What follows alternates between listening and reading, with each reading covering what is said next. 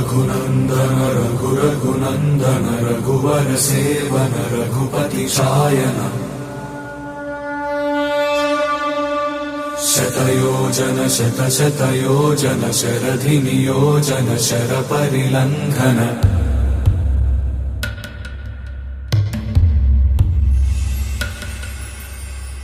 रघुनन्दन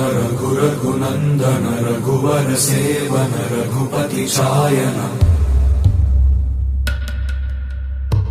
शतयोजन शतशतयोजन शरधि नियोजन शर परिलंघन हरिभाजन हरिभाजन हरिमद भाजन दशमुख कंपन